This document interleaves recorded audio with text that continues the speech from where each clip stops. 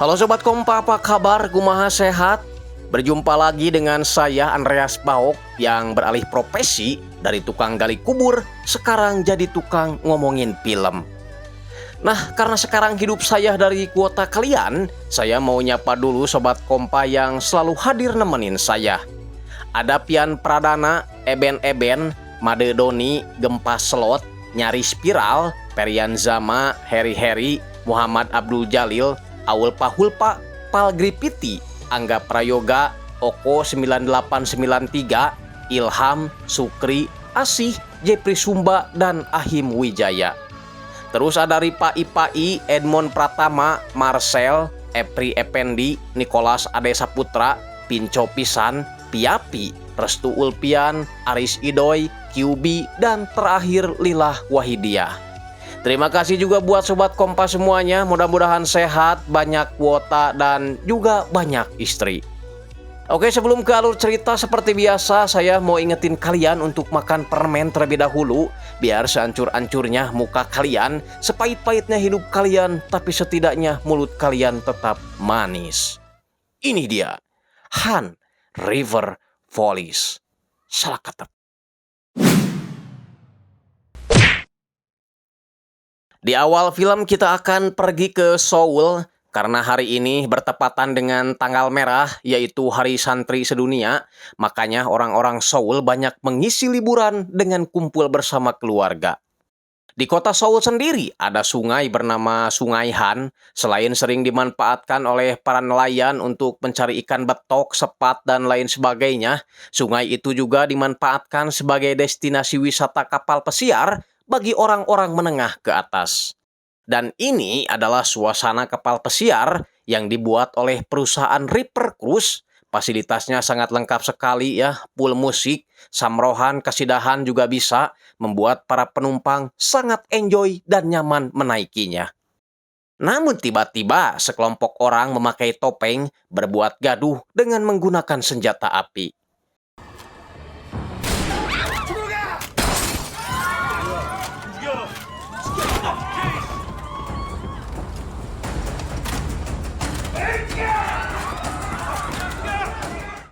Entah apa yang diinginkan oleh para bebenguk ini, yang jelas mereka memaksa para penumpang untuk masuk ke dalam.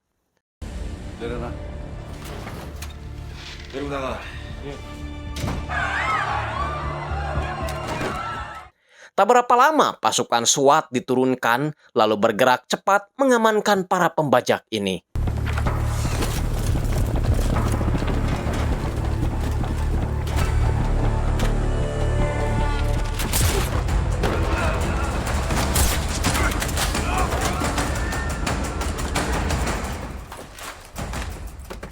Pembajak yang ada di ruang kemudi langsung menyerah, tapi dia tetap ditembak. Pertunjukan itu membuat semua orang bertepuk tangan, termasuk pemilik perusahaan Ripper Cruise bernama Huang dan juga wali kota Seoul bernama Jo Jinmo. Karena rupanya ini hanya latihan gabungan saja antara kepolisian Seoul dengan polisi patroli Sungai Han. Di tengah sukacita itu muncullah sebuah perahu kecil menghampiri mereka. Lalu seseorang mengeluarkan sebuah senjata seperti ingin mencari gara-gara. Sementara di dalam, polisi patroli bernama Han Dujin melakukan protes kenapa dia masih ditembak padahal tadi udah nyerah. Komando tim SWAT bernama Go ini malah menghina si Han Dujin karena dia terlihat payah ketika tadi cosplay jadi perampok.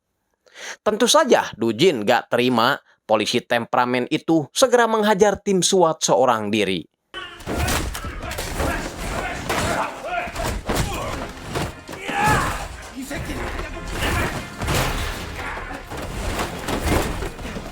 Senior Dujin bernama Chon Sok membujuk mereka agar segera melupakan semuanya, toh tadi hanyalah sebuah pertunjukan bagi atasan mereka.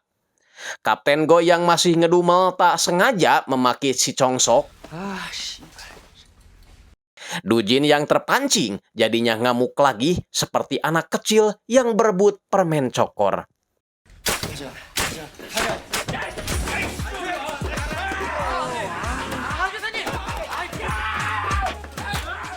Sedangkan di luar, pria bernama Dong Sik ini ternyata hanya ingin berdemo menolak ekspansi kapal pesiar yang bisa merusak ekosistem Sungai Han. Tapi karena demonya hanya 2 orang saja, polisi pun dengan sangat mudah mengamankan mereka. Masalahnya sekarang, para polisi yang seperti bocah ini tak henti-hentinya berkelahi, bahkan tak sengaja menembakkan suar ke arah bapak-bapak terhormat ini. Sehingga acara itu pun bubar. Alhasil mereka bertiga dipanggil komandannya yang bernama Won Il karena dianggap telah mengacaukan simulasi. Tapi si Dujin lagi-lagi gak terima karena dia merasa dizolimi dalam pelatihan tadi. Memperlihatkan luka merah di dadanya bukan karena dikenyot perempuan, tapi itu bekas peluru karet. Tapi setelah didesak, pada akhirnya Dujin mengakui bahwa dia tidak senang dengan perannya di pelatihan tadi. Padahal kan mereka yang punya wilayah kok perannya jadi rampok sih? 전 괜찮습니다. 얘 괜찮다잖여. 속이 시원하냐? 한강 우리 과달 아닙니까? 그래 한강 경찰이요. 한강 경찰 보고 그 범인 역할하는 게 말이 됩니까 그게? 나한테 대드는겨?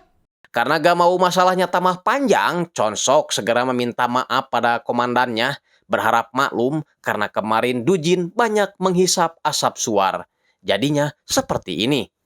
Nah, sebagai hukumannya, mereka bertiga disuruh untuk membersihkan sampah di pinggiran sungai yang penuh dengan pembalut, ditambah lagi lumpurnya yang dalam. 줬다고 부분 없어 내가. 짐이다 짐 아주 니네가 짐. 야 빨리 도와줘. Mereka bertiga disemangati oleh para pendayung yang kebetulan melintas di dekat mereka. Namun tak lama setelah itu, sebuah kapal pesiar datang dengan kecepatan penuh yang hampir saja membuat para pendayung celaka. Dujin yang merasa kalau kapal itu terlalu ugal-ugalan, segera mengajak kedua rekannya untuk mengejar.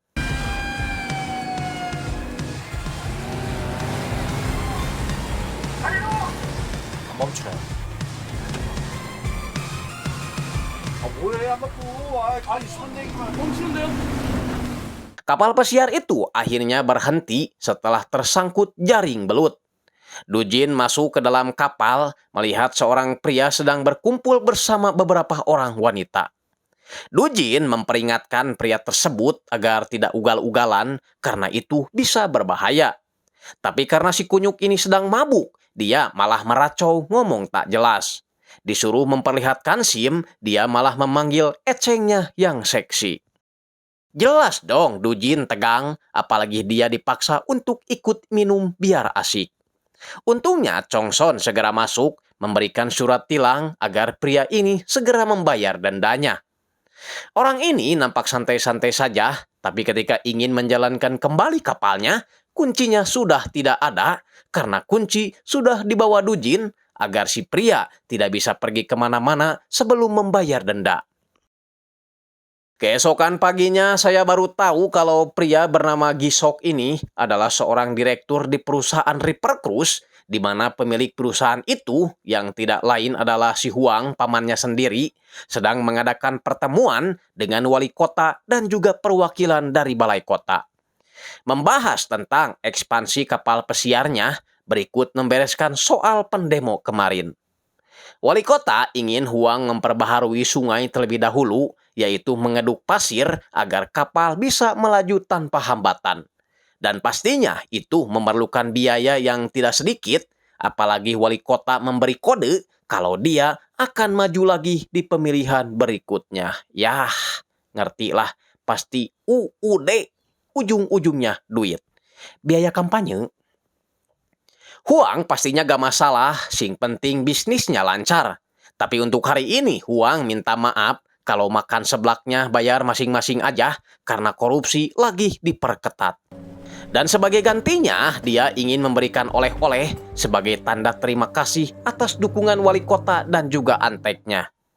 Direktur Go memberikan sebuah sesajen yang dibungkus dengan kanjut kundang, tapi ketika mau duduk,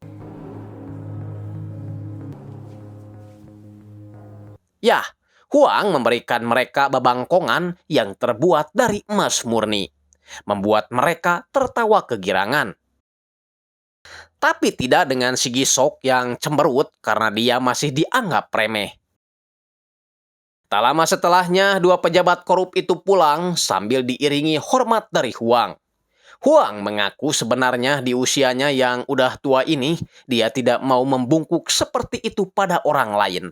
Menyarankan keponakannya si Gisok agar tidak melakukan hal yang sama di kemudian hari. Tapi si Gisok malah menyuruh pamannya istirahat saja, lagi pula pamannya itu udah tua, udah bau tanah, biar proyek itu dia yang jalankan. Membuat si Huang marah, disangka dia akan disingkirkan. 똥차는 이제 빠지라 이기가. 망나니 새끼. 죄송합니다, 삼촌.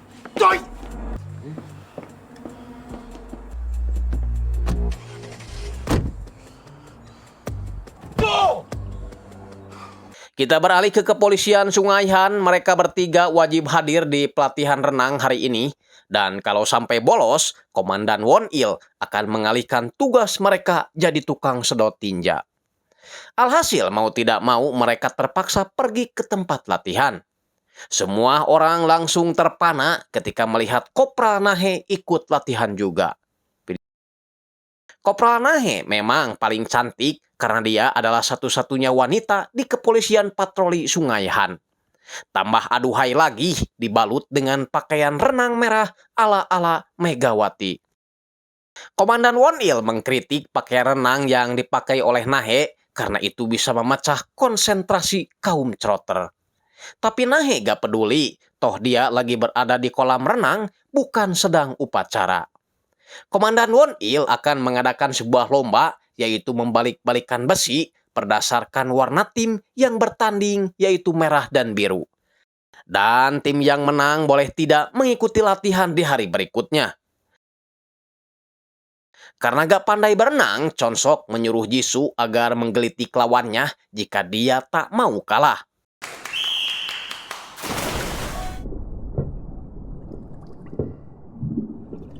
Cara itu benar-benar dilakukan Jisoo sehingga lawannya tak kuat lama di dalam air. Chongsok pun dapat giliran kedua, namun dia langsung naik lagi ke atas dengan alasan telinganya kemasukan air. Berbeda dengan si Dujin yang santai aja di dalam air, bahkan terus meledek Kopral Nahe.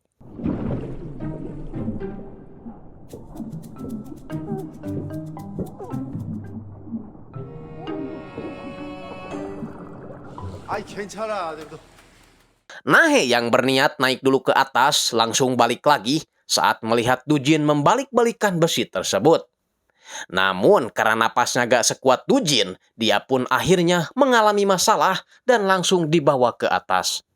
Dujin segera memompa dadanya sampai Nahe sadar kembali dan dinyatakan sebagai pemenangnya. 대충하고 올라오는 걸 이겨먹겠다고. 아이고, 도나이 한 샴은 2000지구대가 도라이 진짜. Malam harinya, Chonsok mentraktir dua temannya makan belut di warteg kenalannya bernama Hyusun. Sambil makan, Dujin bertanya kenapa Chonsok mau dipindahin ke polisi patroli sungai, padahal dia sendiri takut air. Dia menjawab selain kerjanya nyantai, dia juga dapat menikmati keindahan Sungai Han setiap hari. Di sela-sela obrolan datanglah Dongsik, si nelayan yang kemarin berdemo nganterin belut. Dujin sengaja nunggu di luar, menyarankan Dongsik untuk mengambil kompensasi yang akan diberikan pihak Reaper Cruise pada para nelayan. Dongsik sih gak masalah soal itu, tapi dia kesal karena terus dipaksa menjual tanahnya yang ada di Pulau Palmi ke perusahaan Reaper Cruise dengan alasan akan dibangun pabrik. Kembali ke dalam, Jisoo permisi pamit duluan, baru ingat kalau malam ini ada acara wayang golek di dekat rumahnya. Namun ketika melihat Kopral Nahe datang, Jisoo langsung diam lagi karena dia sangat menyukai Kopral Nahe. Sialnya karena habis mabok dikotok, dia tak sungkan menyinggung soal penyelamatan Dujin tadi di kolam renang bahwa dia telah menyentuh lereng gunungnya. 느껴졌을걸. 야, 너 왜 오해 살수라고 그래? 너 운동한다며. 하루 빠진다고 안 Dujin yang malu langsung melepaskan tangannya, tapi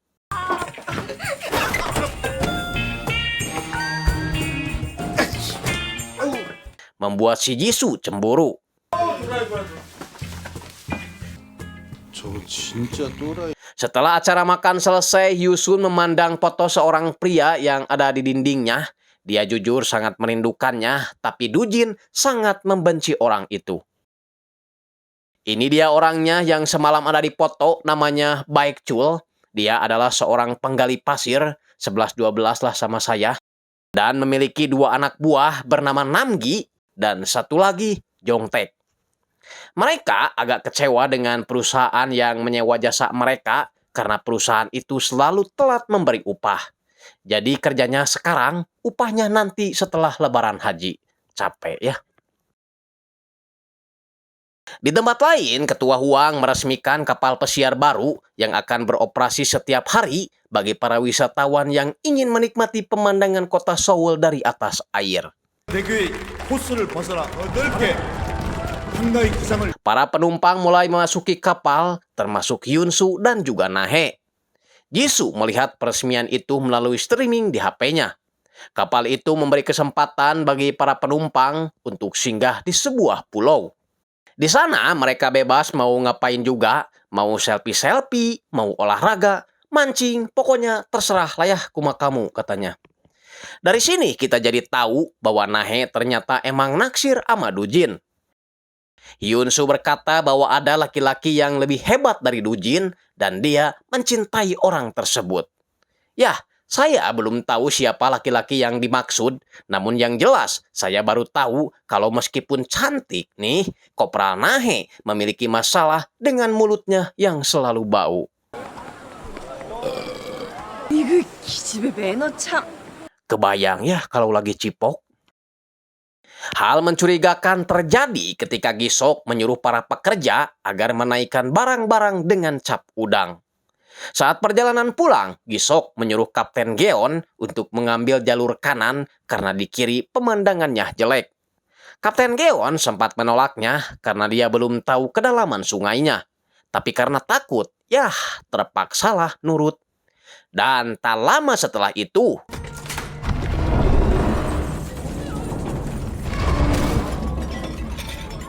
yah kapal terjebak di dasar sungai.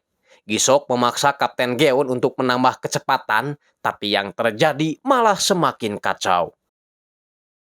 Mendengar adanya laporan kecelakaan, 3 polisi patroli ini segera bergerak menuju TKP.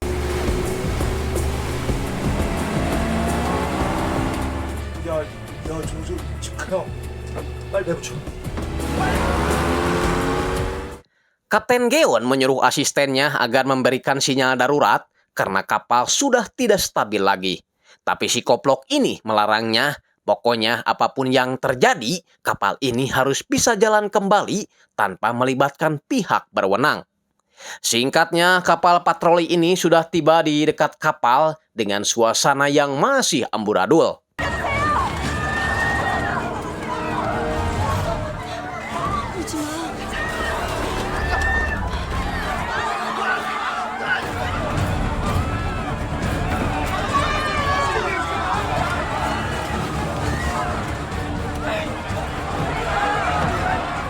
Dujin naik ke atas kapal sambil memperingatkan para penumpang untuk tenang karena dia akan menyelamatkan semuanya. Dujin meminta mereka turun satu persatu, tapi karena mereka saling berebut, satu penumpang hampir saja jatuh ke bawah. Untungnya refleks Dujin masih bagus sehingga dia bisa menahan perempuan itu. Di saat para penumpang ketakutan karena kapal takut jungkir balik, Gisok dan kapten kapal malah sibuk berebut kunci. Untungnya Dujin keburu datang memukul orang koplok ini. Mengajak Kapten Geon agar membantunya melakukan evakuasi. Di luar, sebagian penumpang sudah berhasil dievakuasi, sementara Dujin membantu Nahe setelah salah satu koki kapal tertimpa lemari sayuran. Karena kakinya patah, Dujin menyangga kaki si koki dengan apa itu namanya ya, cukil atau apa itu teh. Lalu menyumpal mulutnya biar gak berisik. Dujin dan Nahe naik ke bagian atas kapal, lalu menggiring mereka agar turun secepatnya. Dari kejauhan nampak Baekchul datang dengan perahu pasirnya, lalu membantu proses evakuasi. 아, 깊이 넣으세요. 내가 불렀어. 지금 손 딸리잖아.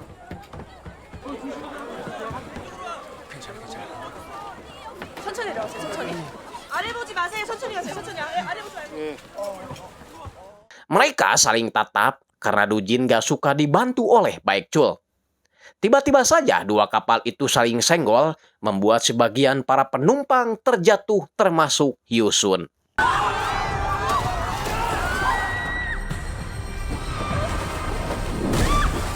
Baekchul segera jadi bangkong, terjun ke air, begitupun dengan Dujin.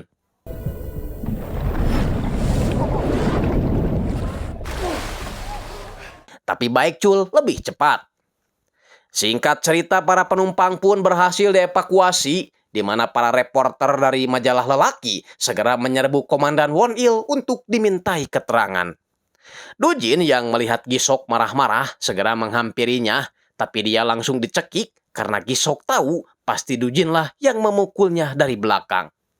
Untungnya ketua Huang keburu datang, dia kesal karena keponakannya ini selalu berbuat ulah. Lalu meminta maaf dan berjanji akan memberikan kompensasi terhadap para penumpang.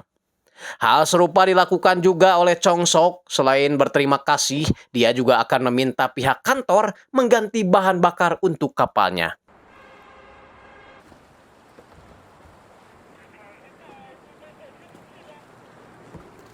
Setibanya di kantor, mereka lagi-lagi dikejar-kejar para reporter.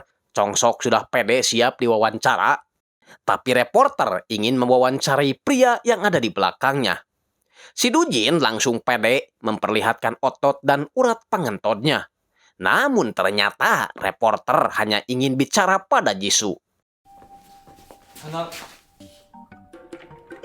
야, 마.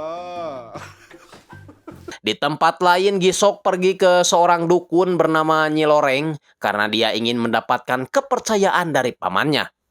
Nyi Loreng berkata bahwa jangankan kepercayaan, Gisok akan menguasai semuanya asalkan dia memiliki keberanian.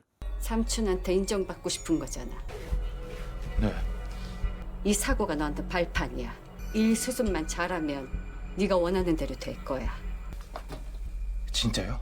Malam harinya, Chong Sok mengajak semua anak buahnya untuk makan bersama.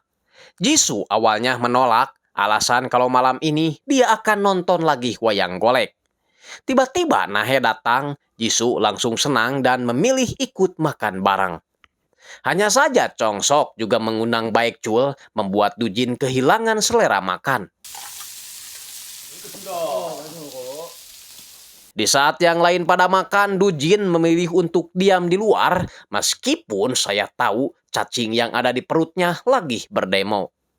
Baekchul coba mengajaknya ngobrol, tapi Dujin tetap sinis, menyinggung soal bantuannya tadi. Seharusnya Baekchul tak perlu ikut campur karena itu bukan lagi urusannya. Yah, jadi ternyata si Baekchul ini mantan polisi patroli juga, tapi entah apa yang terjadi, dia memutuskan untuk keluar. Dan sepertinya ada hubungannya dengan permasalahan yang terjadi di antara mereka berdua. Baekchul menjawab bahwa dia melakukan itu hanya untuk sekedar melampiaskan kekesalannya karena dulu dia gagal menyelamatkan adik si Dujin. 죽였단 죄책감을 안고 살길 바라는 거냐? 부정하고 싶어? 비겁한 새끼. 야채를 많이 먹어야 돼, 고기는.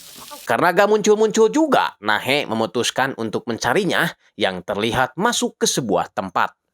Ya, Dujin terlihat memandangi foto mendiang adiknya bernama Han Wojin. Jadi dulu Baekchul, Dujin, dan Wojin berada di satu kesatuan, yaitu sebagai patroli Sungai Han. Mereka sering berlatih bersama dan makan juga bersama di tempat Hyusun. Suatu ketika, Wojin mengajak Eun-sok yang tidak lain adalah adik si Baekchul untuk ikut makan bareng. Bukan tanpa tujuan karena ternyata Wojin dan Eun-sok meminta doa restu kepada kedua kakak masing-masing, yaitu Baekchul dan Dujin, karena mereka akan segera menikah. Mereka sih oke-oke saja, apalagi Wojin sudah nyimpen saham di rahim Eun-sok alias sedang hamil.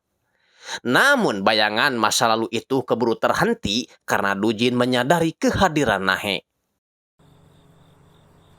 나와라. 숨어 있지 말고. 나와.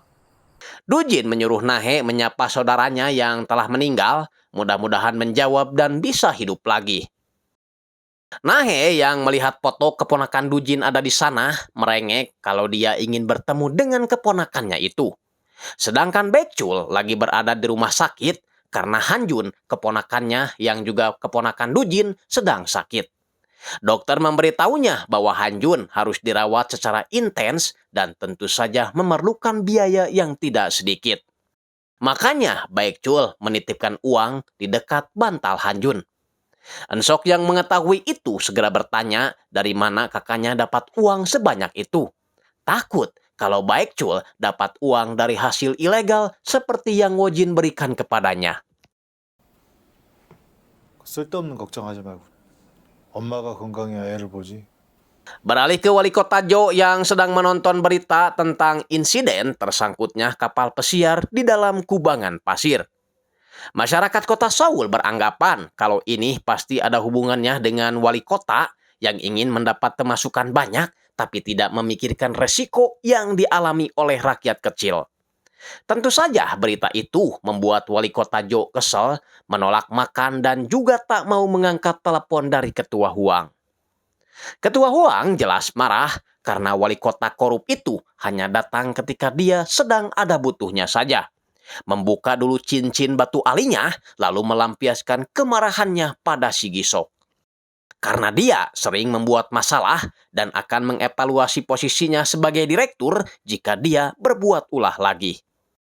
Di ruangan itu terlihat seseorang sedang disekap dan dipukuli, tanda kalau si Huang ini adalah orang sadis lebih kejam dari Tuan Takur penjahat India.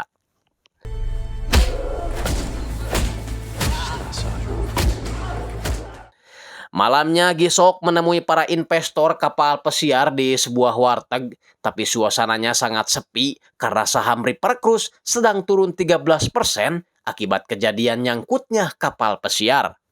Bahkan di antaranya ingin bertemu langsung dengan ketua Huang membicarakan semua masalah ini. Tapi Gisok berusaha menanggapinya dengan tenang, berkata bahwa sebentar lagi saham akan naik dan uang mereka pasti akan berlipat ganda. Sedangkan di bawah sungai, Dujin dan Jisoo memeriksa kapal yang tersangkut di dalam pasir. Setelah itu, dia beritahukan pada Chongsok bahwa dasar kapal tersangkut 1 meter di bawah permukaan pasir. Dia ingin kapal ditarik paksa, gak peduli mau rusak apa tidak, karena ini mengganggu lingkungan. Tapi Chongsok tak setuju, karena sebentar lagi musim pasang semi, maka air akan naik paling tidak 1 meter, dan mereka tidak perlu repot-repot mendereknya. Hal itu pun Chongsok bicarakan sama perwakilan balai kota dan juga Gisok. Artinya setidaknya mereka harus menunggu 10 hari lagi agar permukaan air bisa naik. Jelas dong Gisok keberatan tak mau nunggu selama itu. Karena di dalam kapal ada sesuatu yang mereka sembunyikan. Segera menemui si Baekchul untuk membicarakan masalah itu. Tapi anak buah si Gisok yang bernama Menee ini sangat tidak sopan dan polontong, membuat si Namgi anak buah Baekchul tersinggung dan mereka hampir saja adu jotos. Sebelum pada akhirnya dihentikan oleh si Gisok sendiri. 사람들 무섭게 분위기 나빠지게. Gisok mulai membicarakan pekerjaan yang akan Baekchul kerjakan. Ilegal sih, tapi Gisok yakin Baekchul takkan mampu menolak karena upah yang akan dia berikan sangat besar. 돈 줄게 돈 많이 줄게 내가 돈. 어? 이번이 마지막이야. 알았어 마지막이야. 여기 안 와 이제. Alhasil mereka pun pergi ke kapal yang tersangkut itu untuk mengambil barang-barang yang masih tersimpan di sana. Di saat bersamaan, tim patroli mendapatkan pemberitahuan bahwa di atas sungai mereka menemukan sesosok mayat. Dengan begitu, mereka juga pergi ke sungai dan berhasil mengevakuasi jasad tersebut. Dujin baru ingat bahwa orang yang tewas ini merupakan kapten kapal pesiar yang kemarin tersangkut itu. Yakin kalau dia adalah korban pembunuhan. Setelah menyerahkan jasad itu pada kepolisian, mereka kembali berpatroli, lalu melihat kapal tongkang sedang berada dekat dengan kapal pesiar yang tersangkut itu. Di atas kapal, satu kotak jatuh ke bawah air dan satunya lagi terbuka. Ternyata kotak-kotak dengan cap udang itu isinya bukanlah kerupuk, melainkan emas batangan.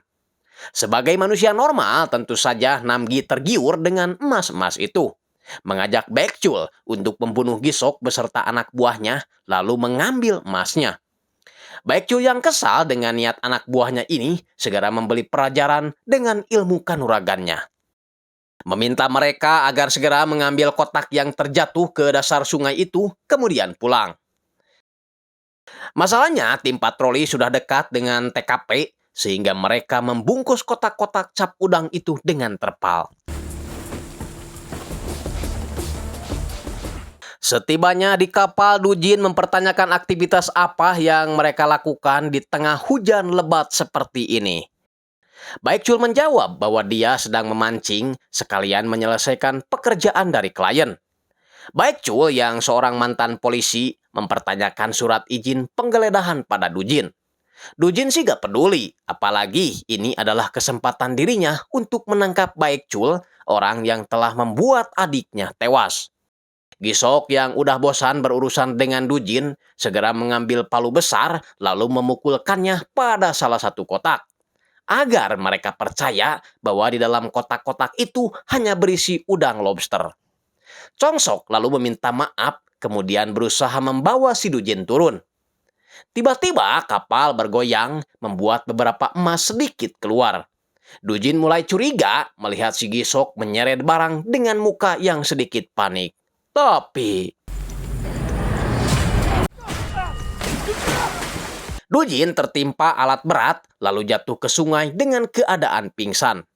Dalam pingsannya, Dujin teringat dengan masa lalu ketika Baekjul membawa jasad Wojin ke pinggir pantai. Baekjul hanya bisa menangis, tak berkata sepatah kata pun. Besoknya, Baekjul langsung mengundurkan diri dari polisi patroli dan tak mau meladeni pertanyaan Dujin yang ingin tahu kejadian sebenarnya. Setelah sadar, Dujin menegur kedua rekannya karena mereka membiarkan para berandalan itu pergi. Mereka sendiri tiba di tepi pantai, menaiki ATV sambil membawa kotak-kotak itu.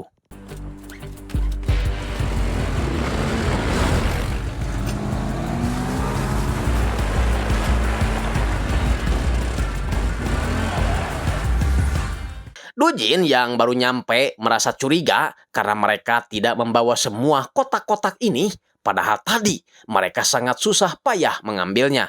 Segera membuka terpal satunya lagi dan itu adalah ATV. Karena penasaran, mereka pun pergi mengikuti jejak ATV yang mereka tinggalkan.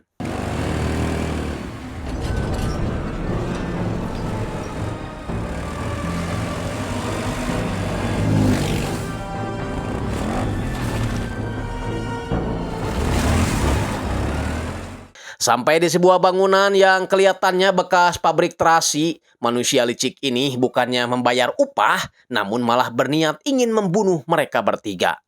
Tapi Baekjul tenang saja, meminta Gisok untuk memeriksa dulu semua isi kotak-kotak itu.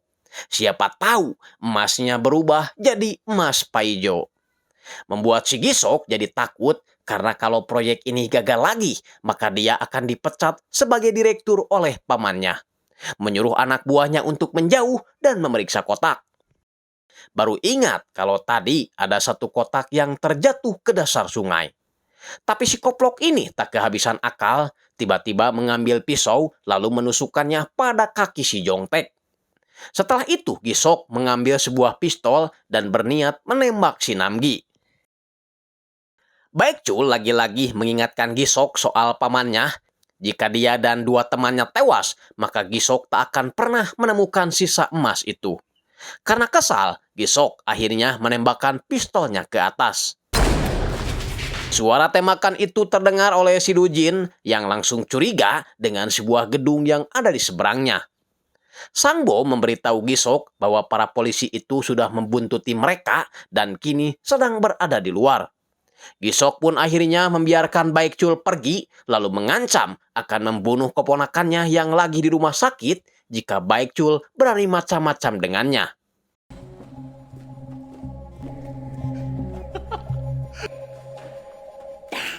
Dujin sudah tiba di gedung itu, tapi si Sangbo berkata bahwa tempat ini sedang dalam perbaikan, jadi mereka gak bisa masuk sembarangan. Tak sadar kalau orang-orang yang mereka cari pergi memakai mobil putih ini. Tiba-tiba alat komunikasi mereka berbunyi, ada yang memberitahu bahwa di pelabuhan ada barang terlarang yang diselundupkan di salah satu kapal nelayan. Ya, kepolisian rupanya sedang melakukan pemeriksaan dan operasi ini dipimpin oleh Kapten Lee. Bersama satu anak buahnya bernama Hyung Min dari kepolisian Metro Seoul. Karena tak puas dengan penyelidikan Hyung Min, Kapten Lee langsung turun tangan merobek salah satu perut ikan.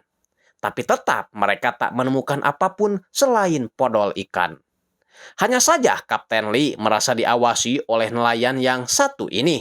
Tapi si nelayan pura-pura bego sehingga Kapten Lee sengaja memberi kotoran ikan di lengannya. Strategi itu ternyata berhasil karena nelayan ini langsung masuk ke tempat pemandian untuk membersihkan badannya. Kapten Lee pun segera masuk ke sana dan mulai menginterogasi. Sepertinya dia juga mengincar barang yang diselundupkan oleh Gisok dan mencurigai nelayan inilah yang membawanya.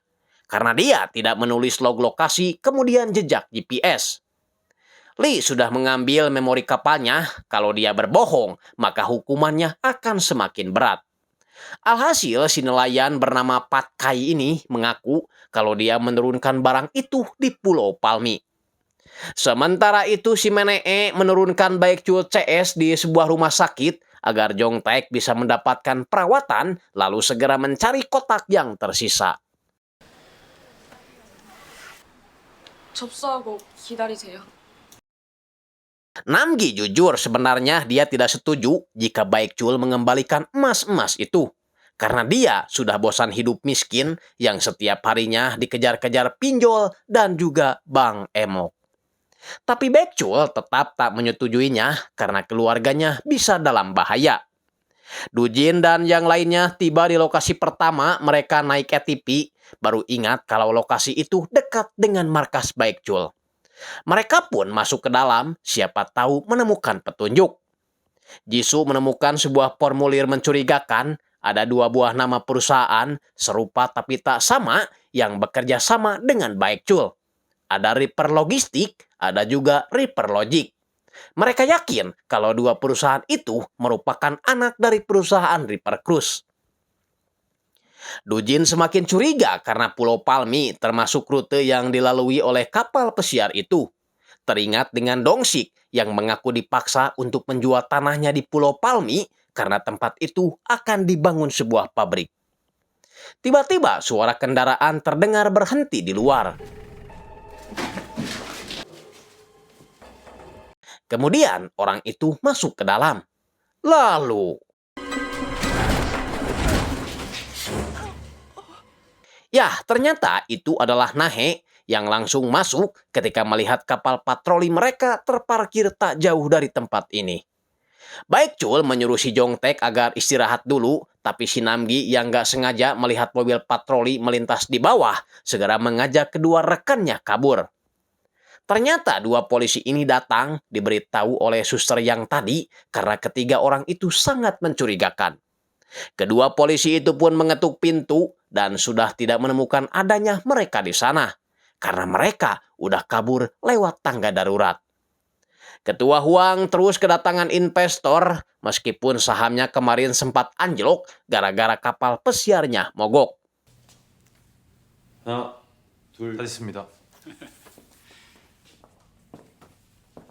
Ketua Huang juga memuji Gisok karena dia telah berhasil mengamankan emas-emas itu.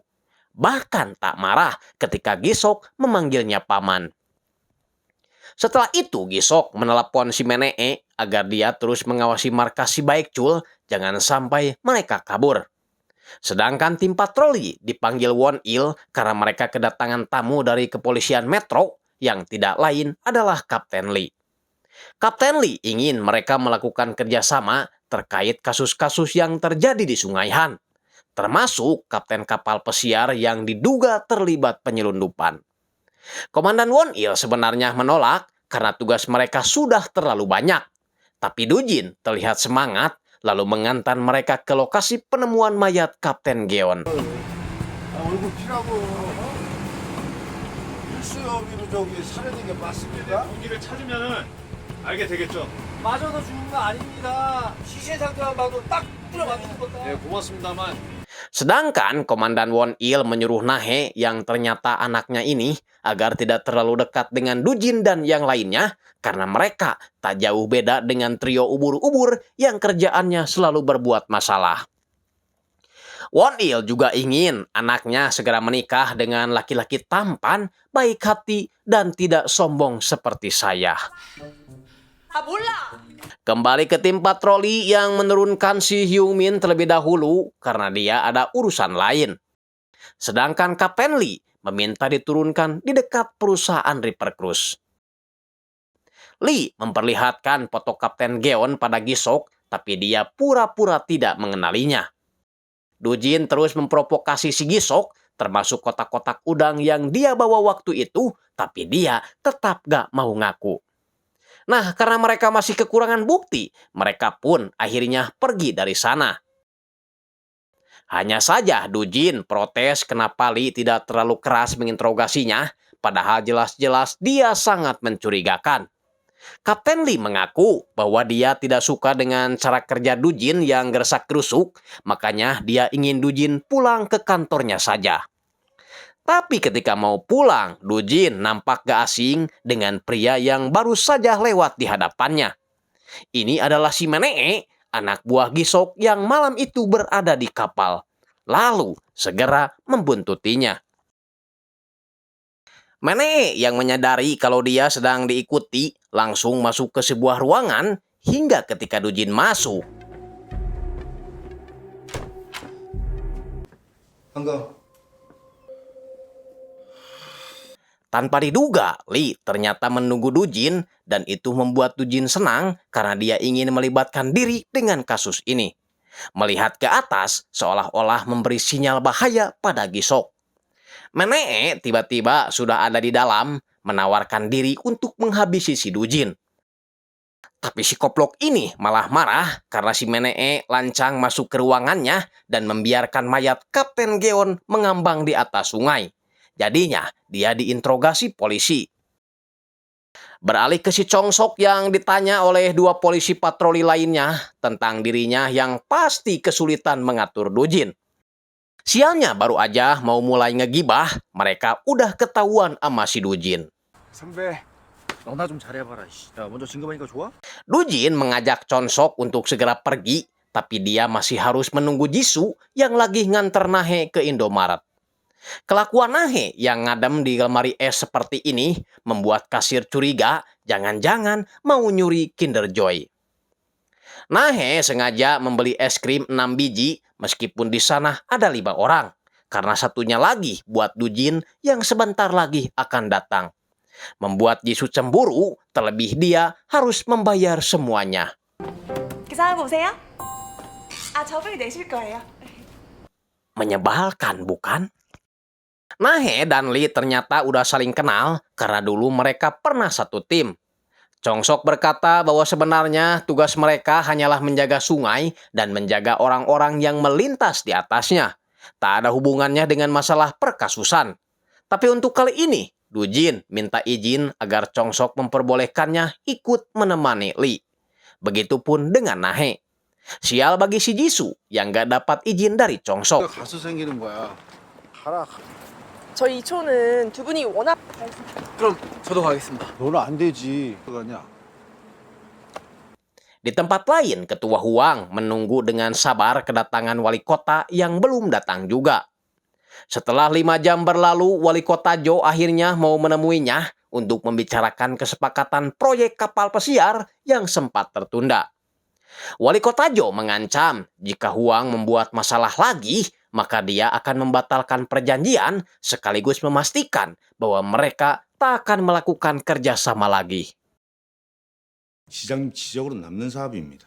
이번에 또 이슈가 생기면 바로 양해학습 파기하고. Kembali ke si Dujin CS yang sudah tiba di Pulau Palmi, disambut oleh Hyung Min yang sudah tiba lebih dulu di sana. Mereka pun masuk ke sebuah pabrik tempat mereka mengemas udang lobster.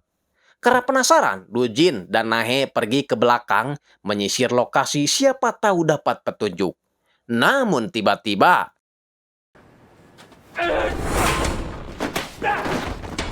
Nahe baru ingat kalau orang ini adalah orang yang pernah membawa kotak udang milik si Gisok. Pria bernama Tarno ini minta maaf karena dia mengira Do Jin CS ini adalah orang-orang dari perusahaan Reaper Cruise. Tarno kesal karena orang-orang itu menyewa tungku darinya tapi hanya membayar setengahnya saja. Dia mengaku tidak tahu tungku itu buat apa karena dia tak bisa mendekat, hanya bisa melihat asap merah mengepul di atasnya. Sementara itu, Ketua Huang menemui seorang wanita bernama Madam Choi. Dia adalah seorang makelar jual beli yang udah terkenal di dunia dan akhirat. Huang menyatakan keinginannya untuk menjual emas batangannya seberat 1 ton. Madam Choi terkejut karena jumlahnya terlalu banyak dan bisa merusak harga pasar. Tapi karena Huang memaksa, Madam Choi pun menyanggupinya asalkan jumlahnya benar-benar tepat 1 ton. Jika kurang, maka kesepakatan akan gagal. 좋아요. 1톤. 좋습니다. Kapten Lee menyuruh mereka agar pulang dulu. Dia berjanji akan memberitahu Do Jin jika ada kabar selanjutnya. Pulang ke markas, Jisoo menatap Do Jin dengan cemburu, tapi dia tak berani mengungkapkannya. Do Jin memberitahu kalau perusahaan Reaper Cruise pasti melakukan penyelundupan, hanya saja dia belum tahu apa yang diselundupkannya itu. Berbeda dengan Nahe yang sudah yakin kalau mereka menyelundupkan emas karena dulu juga pernah kejadian dan orang yang menangani masalah seperti ini adalah Kapten Lee. Tak lama kemudian, Komandan Won Il datang, kaget melihat anaknya ada di sini. Segera menyuruhnya pulang, lalu memerintahkan anak buahnya agar cepat bekerja.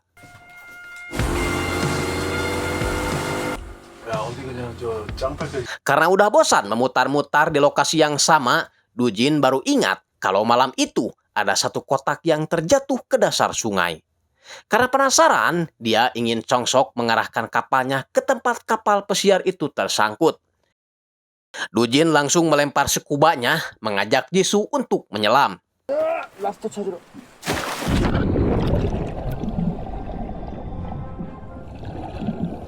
Do Jin akhirnya menemukan kotak itu, lalu bersiap mengangkatnya ke atas.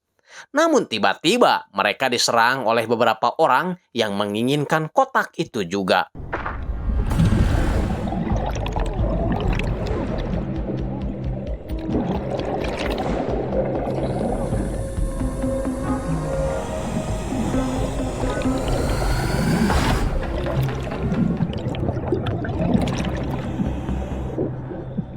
Do Jin berhasil membuka maskernya dan ternyata itu adalah Baekhyul dan komplotannya. Do Jin sebenarnya bisa saja membawa kotak itu, tapi melihat Jisoo terluka dan tabungnya terlepas, dia akhirnya lebih memilih menyelamatkan Jisoo lalu membawanya ke permukaan. Do Jin memberitahu Chong Sok bahwa mereka diserang oleh komplotan Baekhyul. Tapi jangan khawatir, karena dia sudah menempelkan alat pelacak di kotak itu terlebih dahulu sebelum menyelamatkan Jisoo. Sementara itu, Namgi sangat kesal karena gara-gara Do Jin kakinya jadi terluka. Tapi si Baekhyul malah marah karena tindakannya tadi bisa membunuh 2 polisi patroli itu. Mereka pun pergi membawa kotak itu ke dalam mobil. Tapi dasar film, mereka harus ketemu lagi.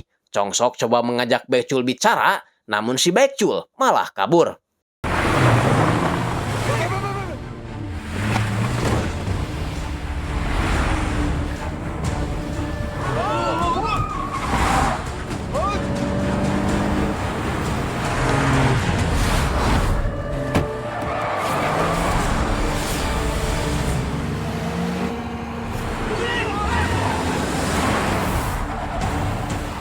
Sampai pada akhirnya, Baekhyul berhasil membuat tumbang mobil patroli itu. Do Jin yang masih semangat segera keluar, nekat menghentikan mobil dengan cara yang ekstrim. Tapi lagi-lagi usahanya gagal karena Baekjul ternyata sangat ahli dalam mengendarai odong-odong. Dujin yang sudah terjatuh sebenarnya masih ingin mengejar Baekjul, tapi sayang odong-odong mereka udah gak mau jalan.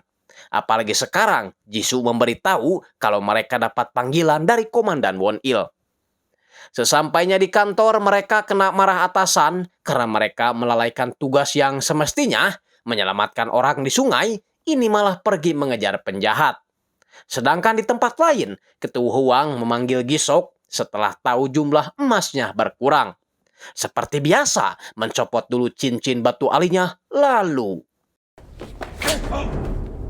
Ketua Huang tak mau tahu, pokoknya Gisok harus segera mengambil emasnya kembali dan membunuh orang-orang yang berusaha menghalangi jalan usahanya. Karena kalau transaksi emas ini gagal, maka perusahaannya akan tamat. Gisok melampiaskan kemarahan pada pamannya itu di kantornya sendiri, lalu memerintahkan anak buahnya untuk menculik Hanjun, keponakan si Baekjul. 야, 영감한테 밟힌 거 보니까 우습게 보이냐? 병원 가서 그 애새끼랑 애미년 잡아와. Malamnya Ketua Huang didatangi Kapten Lee dan juga Hyung Min, jujur bahwa mereka sudah mencium aroma kejahatan yang dilakukan oleh perusahaannya. Kapten Lee berkata gak perlu marah-marah, yang penting Huang harus bisa mengatur pionnya dengan baik, maka semuanya akan aman. Waduh, apa nih maksudnya ya? Jangan-jangan Kapten Lee sama dengan polisi lain, yang penting duit. Kita ke si Gisok yang kembali menemui Nyi Loreng, dukun cabul yang selama ini sering didatanginya, menanyakan kapan peristiwa besar itu terjadi kepadanya. Nyi Loreng menjawab sebentar lagi dan dia mendapatkan wangsit itu dari nenek moyangnya. Sedangkan Dujin dan Chong Sok kini sedang berada di rumah sakit menengok kepala nelayan yang sedang sakit. 그럼 죽었으면 했냐? 보상금 많이 받으셨나 진짜? 그만 좀 드세 발목을 살쪄요. 따님 말 듣는 신용도 안 하시더니. 진담처럼 하시네. Sementara Baekjul secara diam-diam mengunjungi tempat Hyusun beserta komplotannya. Nah, karena sekarang mereka lagi berada di rumah sakit, Chong Sok mengajak Dujin untuk menemui Hanjun keponakannya. Karena bagaimanapun juga, Dujin merupakan pengganti ayah setelah Wojin meninggal. Namun sesampainya di sana, mereka tak menemukan siapapun di ruangan itu, lalu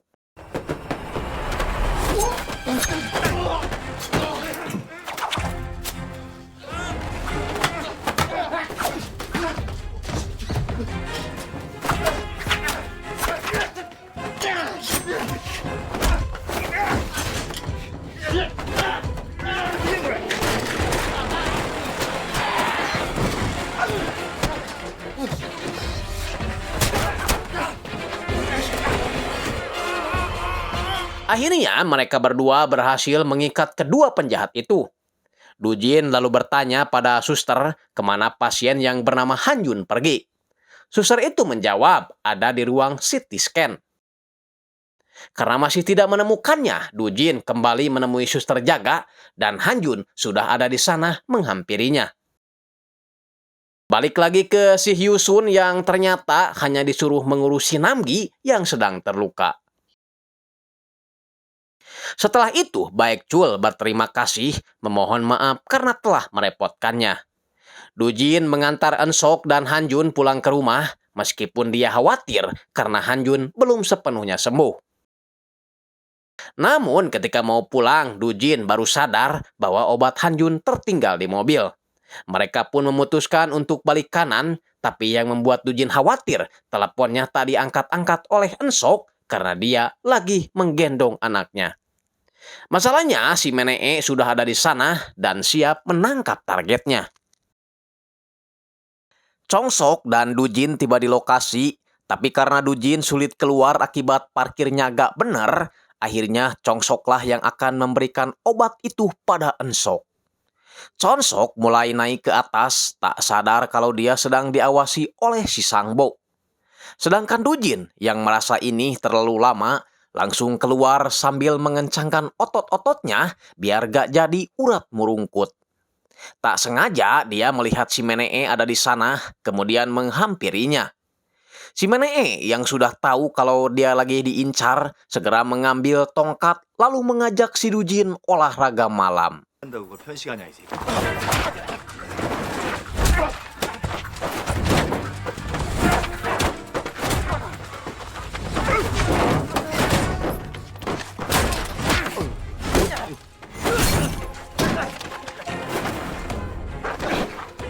Dujin sebenarnya berhasil mengalahkan si Menee, tapi di saat bersamaan si Menee pun akhirnya kabur diikuti oleh kedatangan Chonsok yang memberitahu bahwa Hanjun telah diculik dan Ensok ada di bagasi mobil ini. Sementara itu, Nahe mendatangi kepolisian metro bertanya pada kenalannya bernama Jin Hyuk tentang kasus apa yang kini sedang diselidiki oleh Kapten Lee. Dia khawatir kalau Kapten Lee akan terjerumus ke dalam lubang yang sama ketika dia menangani kasus penyelundupan emas di masa lalu.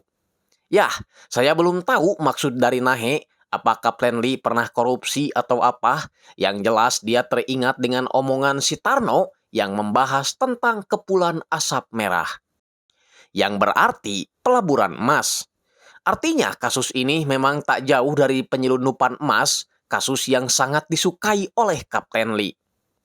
Kapten Lee sendiri kini sedang berada di rumah sakit melihat rekaman kejadian ketika Dujin dan Chonsok diserang oleh dua pria tak dikenal.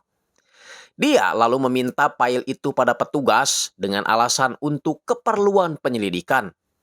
Petugas rumah sakit itu awalnya menolak karena dia harus izin dulu pada direktur. Namun Lee mengancam jika dia membawa surat perintah, maka nama rumah sakit ini akan tercoreng dan direktur tidak akan menyukai itu. Di dalam mobil, Kapten Lee bertanya pada dua pria yang menyerang Dujin kemarin, apakah mereka disuruh oleh Jisok. Awalnya mereka gak mau ngaku, tapi setelah diberi hadiah beberapa kali, mereka akhirnya mengakuinya. Setelah itu, Lee menyuruh Hyung Min pergi duluan, sementara dia akan ke tempat lain. Sungguh mencurigakan sekali gerak-gerik polisi yang satu ini. Di tempat lain, Dujin terus menenangkan Ensok yang terus menangis karena anaknya diculik orang lain.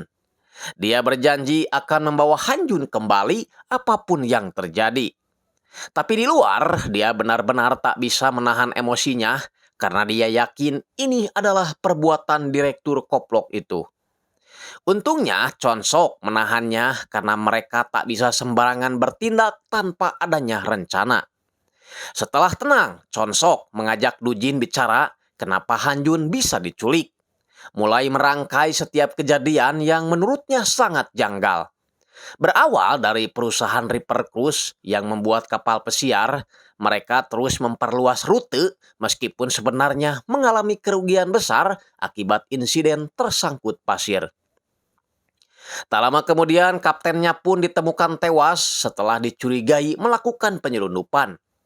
Tak hanya itu, pertemuan Gisok dan Baekchul juga sangat tak biasa, mengambil barang malam-malam lalu coba kabur menghindari kejaran tim patroli. Namun tiba-tiba Ensok datang dan berkata mungkin ini ada hubungannya dengan Baekchul kakaknya. Karena akhir-akhir ini dia sering membantunya membayar tagihan rumah sakit yang sangat mahal. Menurutnya tak mungkin uang sebanyak itu hanya dihasilkan dari menggali pasir saja. Dia yakin kakaknya melakukan hal ilegal yang berhubungan dengan para penjahat itu. Berdasarkan keterangan Ensok tersebut, Chonsok akhirnya mengerti kenapa mereka menculik Hanjun agar Baekchul mau menuruti perintah orang-orang jahat itu. Secara kebetulan Nahe datang, Dujin lalu meminta Nahe untuk menjaga Ensok sementara dia akan mencari Baekchul. Komplotan Baekchul ternyata masih ada di Warteg Hyusun. Mereka dijamu urap jengkol dan pais impun hingga si Jongtaek tak mau pulang cepat-cepat, apalagi mereka juga menunggu setidaknya sampai air laut surut. Nahe memberitahu Ensok bahwa Dujin sering mengunjungi abu saudaranya yang telah meninggal. Dia juga sebenarnya sering mengunjungi Hanjun meskipun dia datang hanya saat Hanjun tertidur. Makanya dia sampai hafal berapa meter tinggi Hanjun. Membuat Ensok merasa bersalah, tak tahu kalau Dujin juga sangat perhatian kepada anaknya. Ensok yang merasa akan baik-baik saja menyuruh Nahe agar pergi membantu Dujin saja biar anaknya cepat ketemu. Si Menee kena marah Gisok karena dia tidak berhasil membawa Ensok. Si Gisok tambah jengkel karena Hanjun mulai merengek nangis ingin ketemu ibunya. Agar Hanjun tak berisik lagi, Gisok menyuruh si Sangbo yang juga seorang dokter hitanan agar menyuntikkan obat bius. Dia ingin Menee bekerja seperti si Sangbo yang selalu bisa diandalkan. Setelah itu Gisok menelepon Baekjul memberitahu kalau keponakannya sudah dia amankan. 내가 사장님 해주니까. 걱정하지 마. 씨발 그냥 그만 좀 그럼 기어올라. 네가 해야지. 애가 존나 불쌍하잖아. 병원에 갇혀갖고 뛰어놀지도 못하고. 준이 손가락이라도 하나 건드린다. 손가락? Jika dia ingin keponakannya selamat, maka dia harus segera menyerahkan emasnya. Tak mau membuang waktu lagi, Gisok segera mengajak anak buahnya untuk pergi menemui Baekjul.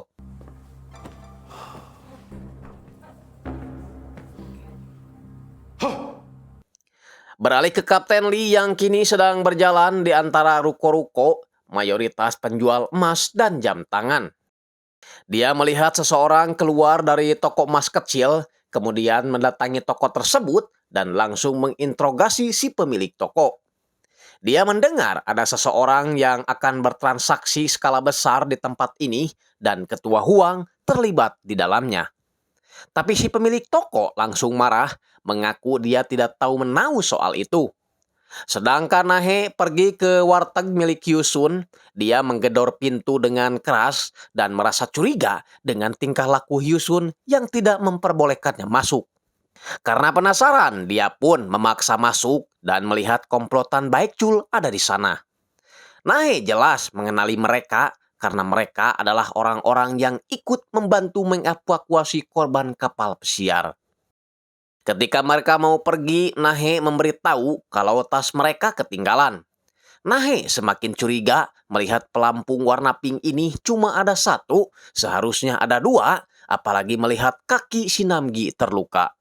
Jadinya, ketika Baekjul mau ngambil tasnya,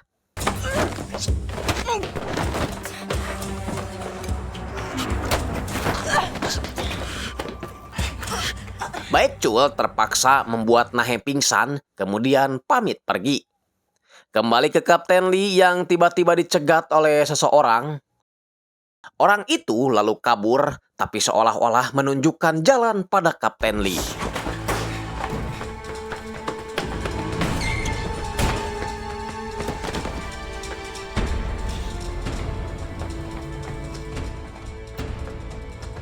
Sampai pada akhirnya Lee menemukan sebuah pintu rahasia yang langsung disambut oleh seorang penjaga. Lalu masuk ke pintu selanjutnya di mana seseorang telah menunggunya. Kita ke si Dujin dan Chonsok terlebih dahulu yang sudah tiba di desa nelayan mengikuti jejak GPS yang sempat dia simpan di dalam kotak emas itu. Tak berapa lama komplotan Baekjul datang ke sana juga. Kaget karena kotak emas mereka sudah ada yang membuka.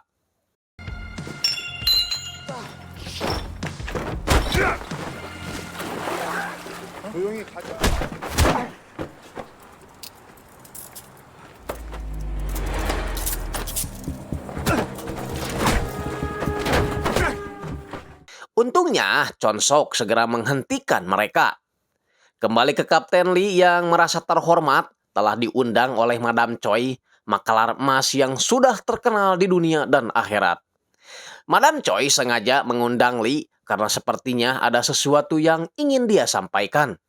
Kapten Lee punya info menarik tentang ketua Huang yang berhasil mendapatkan emas-emas impornya sebanyak 1 ton.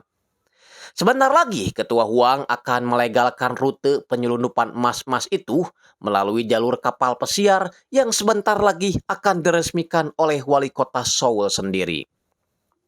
Pastinya dia butuh uang banyak agar bisnis ilegalnya itu menjadi legal dengan menjadikan perusahaan kapal pesiarnya sebagai kamuflase. Makanya Lee ingin Madam Choi membeli emas-emas itu dengan syarat Ketua Huang mau memberikan rute penyelundupan itu juga kepadanya. Agar Madam Choi bisa menguasai pasar impor dan juga ekspor emas. Pucuk dicinta ulam tiba, si penjaga memberitahu kalau Ketua Huang juga akan masuk dan dia terkejut melihat Kapten Lee ada di sana juga. Sementara itu, Baek Chul akhirnya menghampiri Du Jin dan bersedia menceritakan apa yang sebenarnya terjadi pada Wo Jin. Menurutnya, Wo Jin adalah seorang polisi hebat yang mencintai pekerjaannya. Dia merasa benar-benar menjadi seorang pria sempurna setelah menikahi Eun Sok dan memiliki Han Jun. Hanya saja sejak lahir, Han Jun sudah memiliki penyakit langka yang mewajibkan mereka harus keluar masuk rumah sakit. Nah, untuk membiayai semua pengobatan anaknya, Wo Jin terpaksa menjadi polisi korup yang membantu para penyelundup. Meskipun itu tak disetujui oleh Baek Chul, kakak iparnya. 너 솔직히 말해. 몇 번째냐고! Waktu itu Chon Sok dan Du Jin sempat melihat pertengkaran itu. Hanya saja Baek Chul gak mau membahasnya, menghina penghargaan milik Wo Jin yang dinobatkan sebagai polisi terbaik. Begitupun dengan Wo Jin yang tak mau memberitahu yang sebenarnya, meskipun Du Jin adalah kakak aslinya. Suatu ketika Baek Chul dan Wo Jin kebagian berpatroli bersama. Wo Jin menghentikan kapal karena ada sesuatu yang harus dia periksa di bawah air. Baek Chul menyarankan Wo Jin untuk mengganti tabung oksigennya dengan yang baru, tapi Wo Jin menolak dengan alasan kalau dia tidak akan lama. Setelah lama tak muncul-muncul juga, Baek Chul akhirnya menyusul ke dasar sungai dan menemukan Wo Jin sudah tidak bernyawa lagi.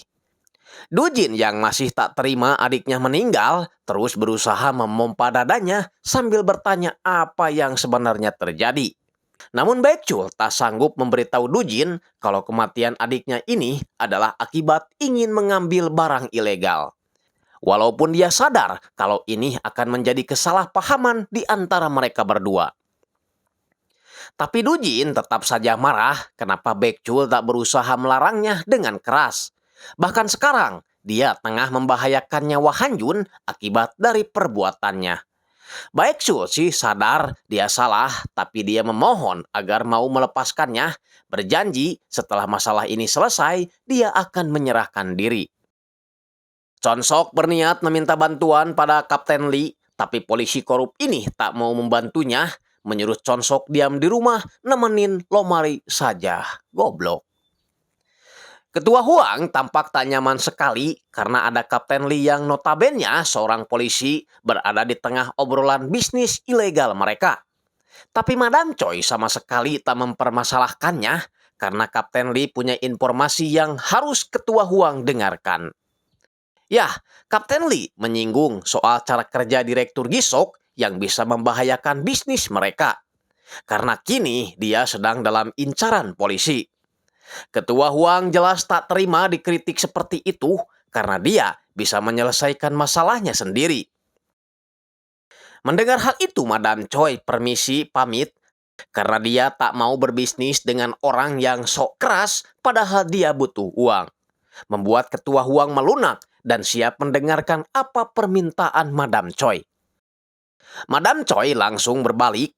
Dia meminta rute penyelundupan emas, termasuk Gisok dan kapal pesiarnya. Baek Chul mendapat telepon dari Gisok, lalu menyuruhnya agar segera datang. Baek Chul pun mengajak Du Jin dan Chon Sok bekerja sama agar sama-sama menyelamatkan Han Jun.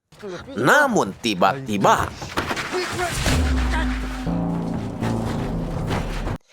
Baek Chul rupanya tak ingin melibatkan Du Jin ke dalam masalahnya.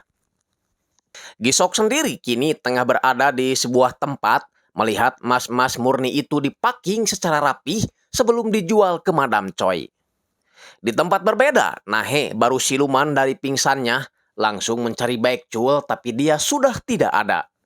Nahe melihat Hyusun cengar-cengir sendiri, baru tahu kalau orang yang dicintainya itu ternyata si Baekjul. Dia coba mengingatkan Hyusun bahwa Baekjul sekarang telah menjadi orang jahat, tak pantas untuk dia cintai. Hyusun langsung menyela. Dia tahu bahwa Baekjul bukan orang jahat, dia hanya orang malang yang memikul bebannya sendirian dan tak mampu menjelaskan masalah dengan baik pada orang lain. Dulu dia terpaksa menjalin kesepakatan dengan orang jahat karena tak tahan melihat adiknya selalu didatangi orang-orang tak dikenal. Akibat suaminya belum memberikan barang selundupannya karena dia keburu tewas. Akhirnya, mau tidak mau, dia melanjutkan tugas Wojin menyerahkan barang selundupan itu pada si Gisok demi membiayai pengobatan keponakannya. Baekjul melarang Hyusun untuk memberitahukan perbuatannya ini pada Dujin karena dia tak mau merepotkan siapapun. Semenjak kejadian itu, mereka jadi jarang bertemu dan Baekjul berhenti dari kepolisian karena merasa dia sudah menjadi penjahat. Setelah mendengar cerita itu, Nahe lalu menghubungi Dujin tapi gak diangkat-angkat. Jisoo yang baru tiba di desa nelayan langsung membangunkan kedua rekannya yang sudah dalam keadaan pingsan. Dujin sangat marah karena dia diserang dari belakang. Tiba-tiba saja Dujin dapat telepon dari Nahe, tapi Dujin gak mau mengangkatnya. Chonsok terpaksa mengangkat dan mengatakan bahwa mereka sedang mengejar penjahat. Nahe memberitahu kalau Baekjul sempat mengunjungi Hyusun beserta dua anak buahnya hanya untuk minta makan doang. Dia tahu kalau semua ini ada hubungannya dengan penyelundupan emas. Maka dia ingin mereka tak tinggal diam dan harus segera menangkap pelakunya.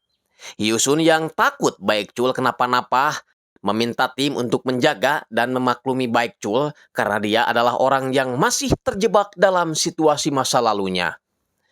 Masalahnya, mereka bingung harus mencari Baekjul kemana, sedangkan mereka saja baru bangun.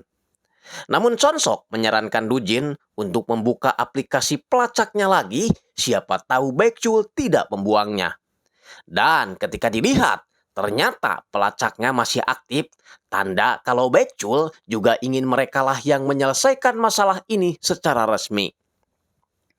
Di pihak lain, Kapten Lee mendatangi sebuah lokasi tempat dia dan Hyungmin melenyapkan dua pelaku penyerangan di rumah sakit. Tentu saja agar mereka tidak memberi kesaksian di kepolisian. Anjing, dasar polisi haramjadah. Baekjul tiba di lokasi yang sudah ditentukan, di mana si koplok ini sudah menunggunya. Dia memaksa Baekjul untuk memperlihatkan emasnya, tapi Baekjul ingin melihat keponakannya dulu. Baekjul marah karena keponakannya disimpan di dalam kandang dinosaurus. Gisok memastikan kalau Hanjun baik-baik saja, dia tertidur karena habis dikasih obat bius. Gisok ingin Baekjul segera memberikan emasnya karena dia sudah memperlihatkan Hanjun. Tapi Baekjul ingin Hanjun dibawa ke tempat aman terlebih dahulu sebelum dia memberikan emasnya. Hal itu membuat Gisok terpancing amarah, kemudian memerintahkan anak buahnya untuk memberi Baekjul CS pelajaran. Di waktu yang sama, Dujin sudah berada dekat dengan TKP dan tanpa pikir panjang lagi, sesampainya di sana, Chonsok malah ketakutan karena jumlah musuh mereka terlalu banyak. Tapi tidak dengan Dujin yang memamerkan gaya Sun Gokongnya ketika akan menangkap siluman. Hanya saja dia malah ditertawakan Gisok yang yakin akan menang karena pasukannya jauh lebih banyak. 죽여! 조용히 가자. 가까이 오지 마. 쏜다.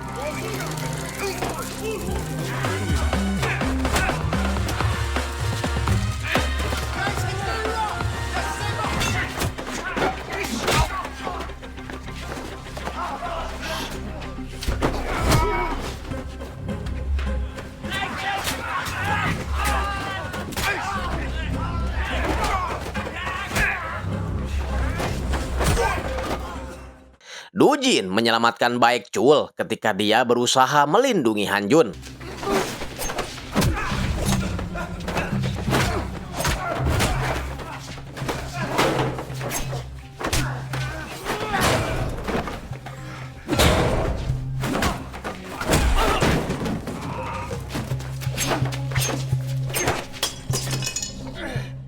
Melihat Sangbo akan menusukkan pisaunya, Baek Chul rela mengorbankan dirinya demi melindungi Dujin.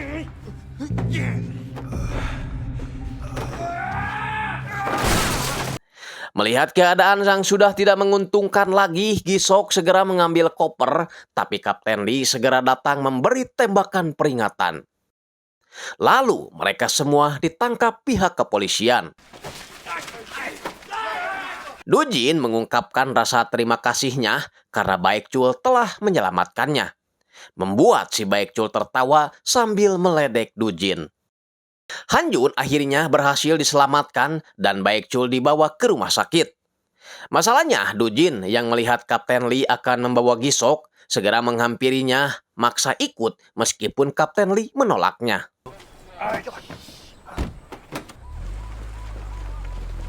Yah, kecurigaan Dujin ternyata benar karena ketika dia menerima telepon dari Chonsok, Lee langsung menodongkan pistolnya. Gisok jadinya tertawa, dia kira Lee disuruh ketua Huang untuk menyelamatkannya. Tapi ketika pistol itu dibalikan ke dirinya, dia jadi sadar bahwa pamannya ingin menyingkirkannya. Lalu setelah itu...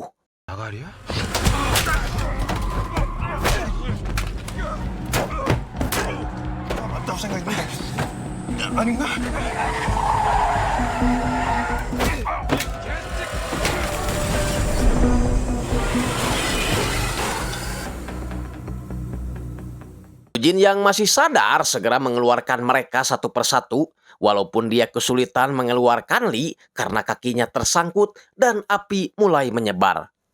Hal itu dimanfaatkan Gisok yang berusaha kabur dari tempat itu. Dia sempat dihalangi Hyung Min, tapi Gisok berhasil melukainya dengan pecahan beling lalu mengambil emasnya.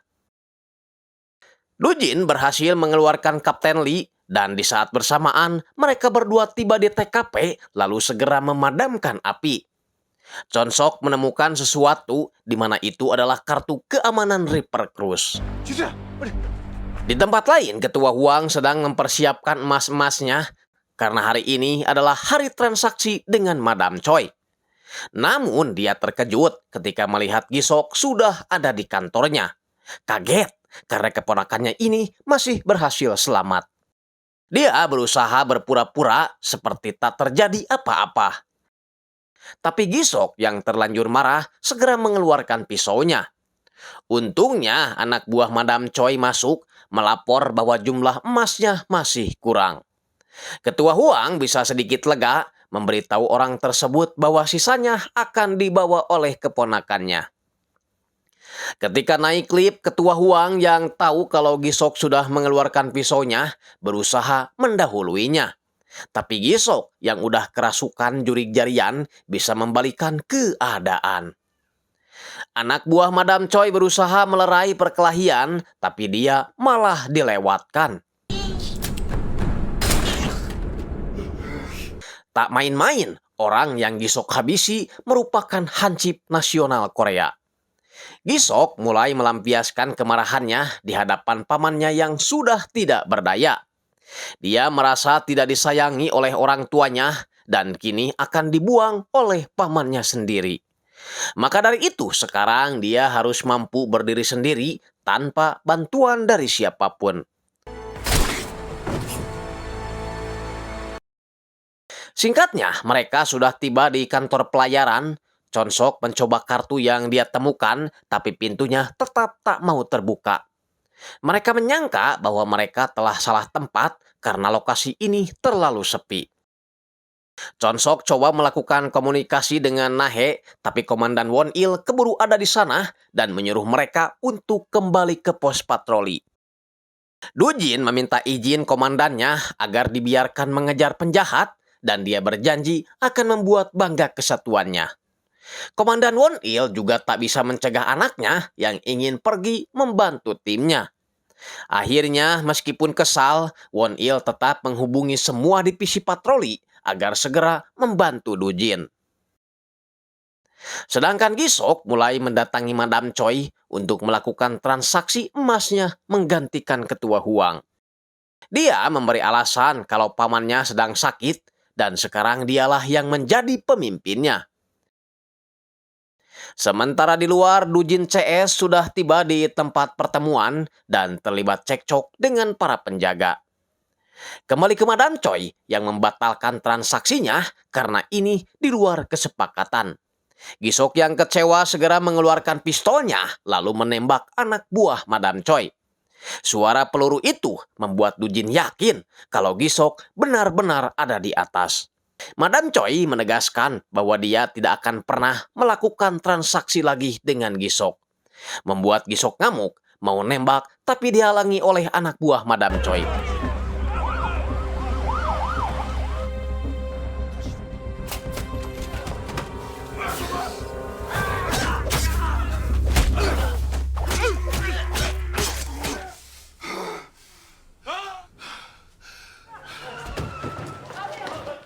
Gisok berusaha kabur karena situasi sudah mulai tak kondusif lagi. Dujin yang melihat Gisok kabur segera mengejarnya. Gisok meminjam paksa perahu seorang wanita demi menghindari Dujin yang terus mengejarnya.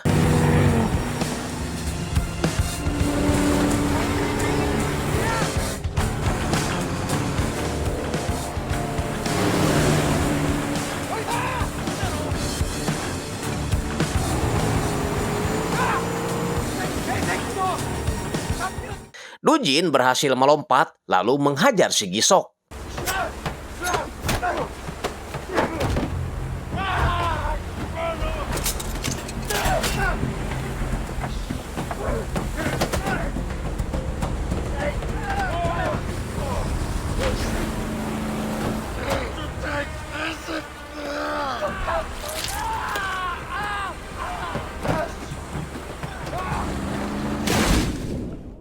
Dujin berhasil melumpuhkan Gisok, tapi Dujin juga ikut pingsan di dalamnya.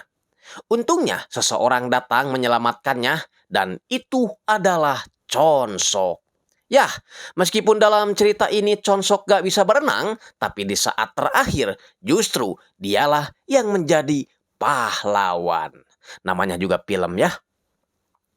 Besoknya berita mengabarkan tentang terbongkarnya kasus penyelundupan emas senilai 80 juta won. Selain itu, kepolisian juga tengah menyelidiki para pejabat yang diduga terlibat dalam kasus tersebut. Won Il yang merupakan komandan tim patroli mendapat banyak pertanyaan sekaligus pujian dari para reporter karena berkat kesatuannya lah kasus besar ini bisa terbongkar. Dujin mulai terbangun dan dia berterima kasih pada Jisoo karena dia menyangka Jisoo lah yang menyelamatkannya. Jisoo menjawab kalau yang menyelamatkan Dujin bukanlah dirinya melainkan Chonsok. Tapi Dujin tetap gak percaya karena Chonsok tidak bisa berenang. Tak lama kemudian Eun-sok datang menjenguk. Dia berterima kasih karena berkat Dujin, Hanjun bisa selamat. Hanjun pun datang dan dia langsung memeluk pamannya. Di lain sisi, Hyo-sun juga menjenguk Baekchul dengan rasa sedih karena Baekchul harus tetap mempertanggungjawabkan perbuatannya yang pernah membantu para penjahat. Namun, apapun yang terjadi, Hyo-sun tetap lope berat dan bersedia menunggunya hingga bebas. Waduh, kalau udah cinta maya emang susah. Padahal ganteng juga kagak nih si Baekchul. Hebat dukunnya. Singkatnya, setelah berhasil membongkar kasus, mereka bertiga kini mendapatkan kenaikan jabatan. Chonsok jadi kapten, Dujin jadi letnan, dan Jisoo jadi sersan. Komandan Won Il juga kebagian berkah karena dia terus diundang oleh stasiun-stasiun televisi dan berpotensi jadi artis lenong. Nah, walaupun mereka udah pada naik jabatan, Chonsok tetap mengajak mereka untuk berpatroli. Nahe juga ternyata sudah ada di kapal sejak tadi karena gak sabar ingin naik kapal lagi dengan Letnan Dujin. Dan film pun selesai. Baiklah Sobat Kompa, itu tadi akhir cerita film Han Reaper Police. Mudah-mudahan kalian suka dan mengerti dengan apa yang saya sampaikan. Mohon maaf apabila ada kesalahan kata atau kata-kata yang menyinggung perasaan kalian, karena ini hanyalah hiburan semata. 23 naik perahu. Saya Andreas Bok pamit. Wassalamualaikum warahmatullahi wabarakatuh. Adios. Premios.